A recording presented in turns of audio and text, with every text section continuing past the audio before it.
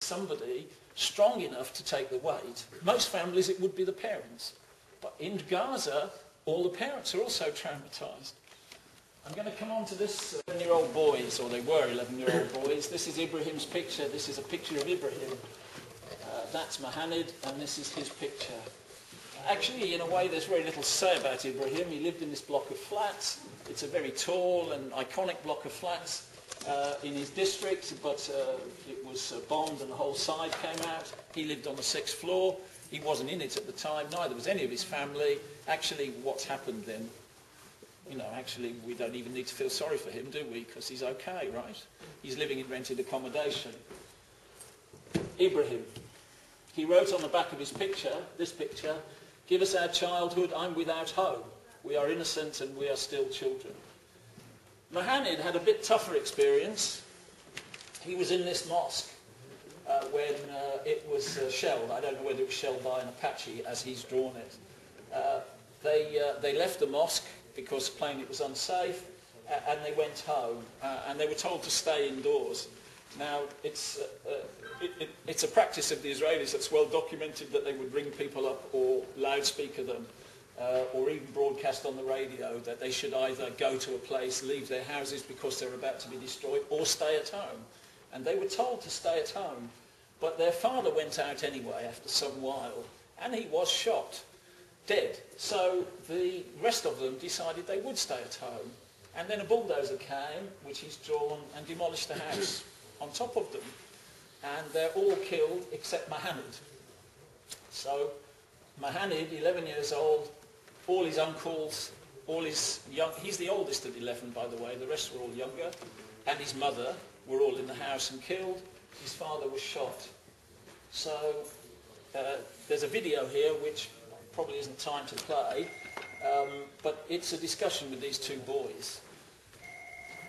There are two translators who are translating for these boys.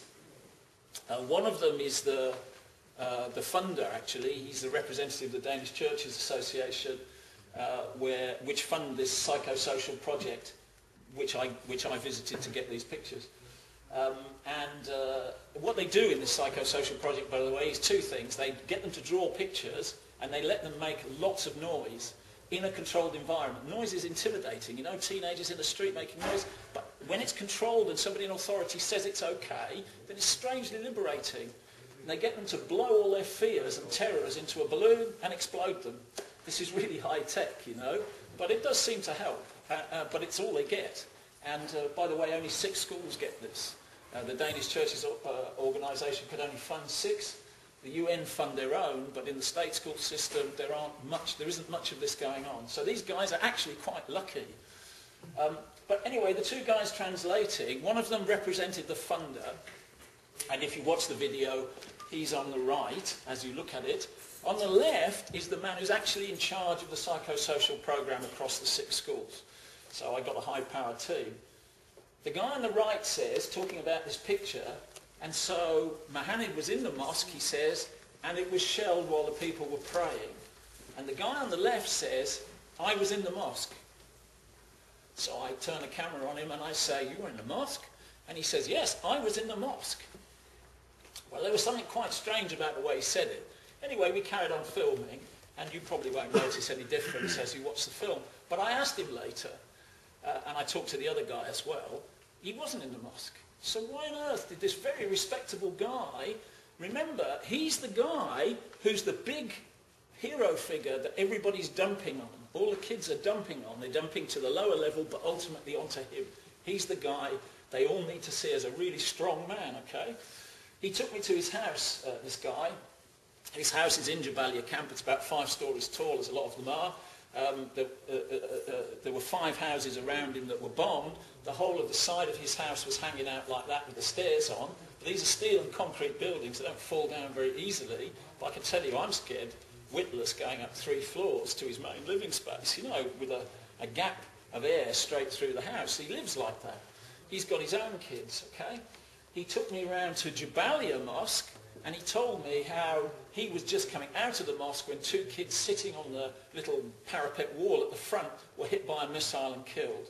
He was in a mosque when some kids were killed. but he wasn't in that mosque.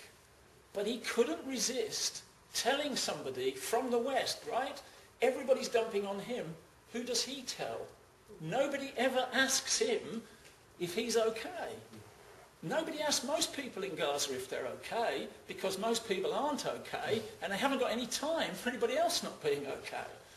Okay? This is the difficulty of getting rid of this concentration of trauma. So I forgive him for lying, because he essentially wasn't, but you get the point. This is what it must feel like to these kids.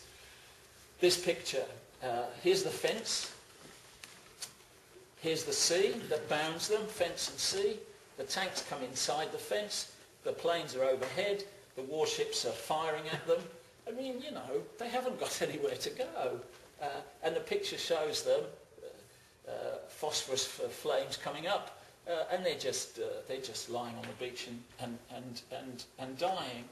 And, you know, if that's not absolutely strictly accurate, then I think anyway it's pretty close. It's certainly a very accurate feeling for what's going on there. I suspect that I'm going to get called in for time shortly, so I'm going to really rotate the ratchets now. This kid, about whom there isn't very much written, because I really reserve him for talks. His name is Zahir. He's 15 and he goes to the Nile School, which is in a pretty tough district of Gaza. Actually, it's Tel Al Hawa, but the other end of Tel Al Hawa from the British consulate. It's a gradation. At that school, I was taken along by a young lady, and she said, you know, I've rung up and they collected sort of random kids off the street and sat them down. And I could see that this kid, and they just all drew stuff. I could see that this kid was very popular. He was like the jock of the room, the Americans might call him, you know? The kid that if there was a prom, all the girls would want to be his date, you know, according to American team. Okay, you get the image. I'm trying to set up the image of this as a very popular, self-confident kid. So I asked him to talk about his picture. Now really the picture's just a drawing of all the things that you know, he could remember. But he told me that he lived in a house, he went next door to play with some friends, the Israelis hit his house, they killed his 3 older brothers, they made him at 15 the breadwinner, the father was already dead. I asked him, you know, how does that make you feel? He said, and I quote him pretty verbatim,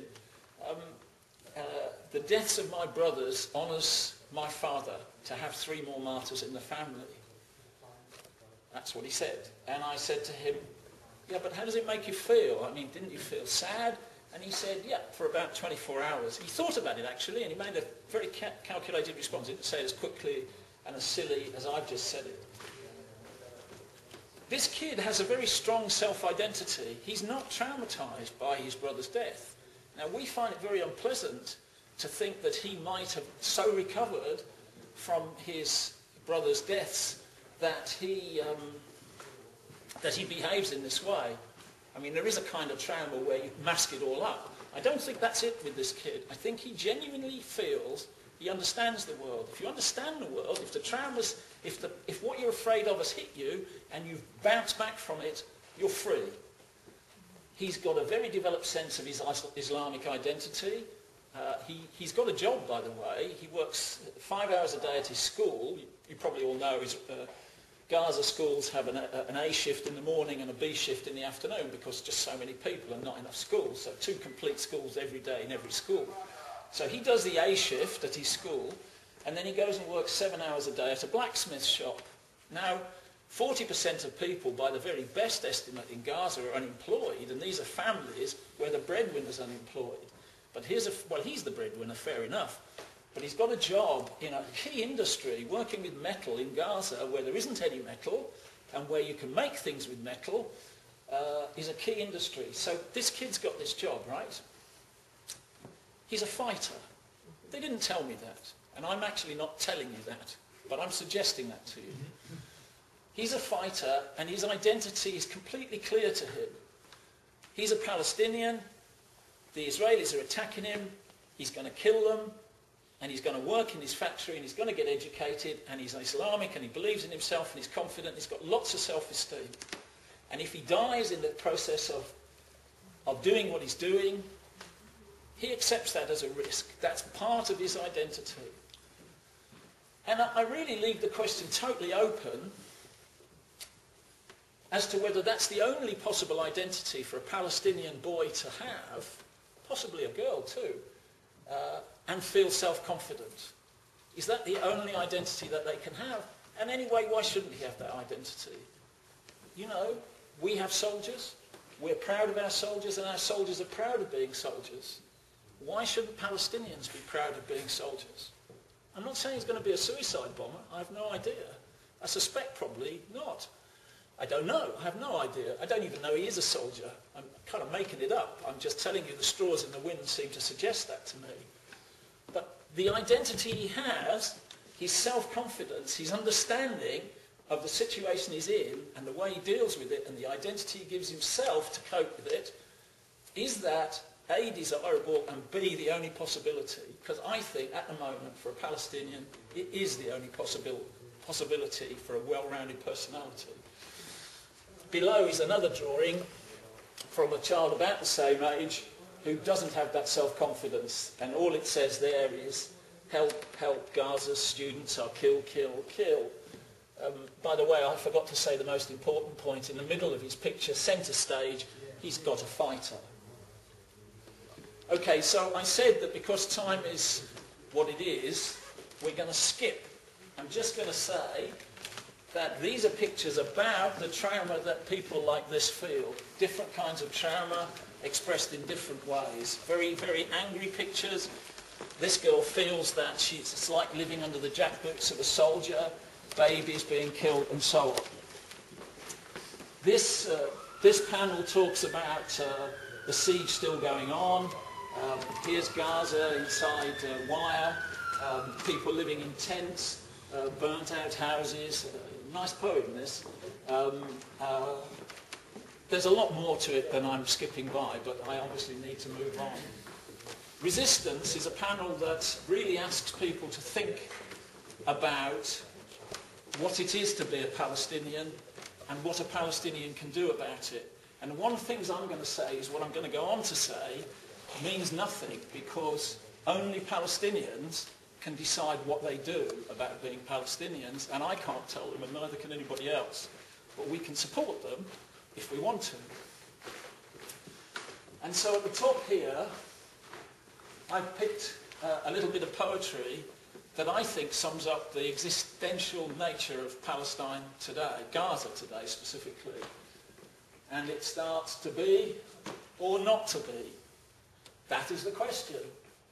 Whether 'tis nobler in the mind to suffer the slings and arrows of outrageous fortune, or to take arms against a sea of troubles and by opposing end them. The panel goes on to discuss the fact that under Geneva Conventions, Palestinians have a perfect right to resist by any means that they choose.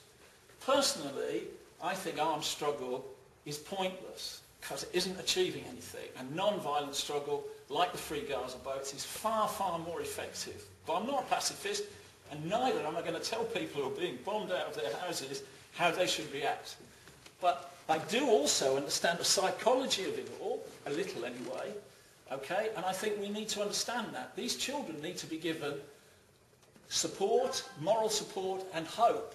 And they need to have identities that they can grow into. If I had more time, I'd tell you what the schools are doing. They talk about Al-Qaeda as being the philosophy of death, and they talk openly about it and discuss it as a Muslim or not Muslim tradition, and they advocate the philosophy of life, and they talk about developing your Islamic cultural heritage and your roots, and giving you positive pride. They even talk about things like, you know, the exam results collapsed when the Israelis first did the blockade. Nothing to do with Hamas, at least directly. And that the kids now begin to understand that actually kind of the Israelis win if you don't keep up your studies and you don't learn your engineering and you can't reconstruct Gaza. So actually it's an act of resistance to go to school. And the marks, excuse me, I was crack up about now. The marks are rising. So we move on.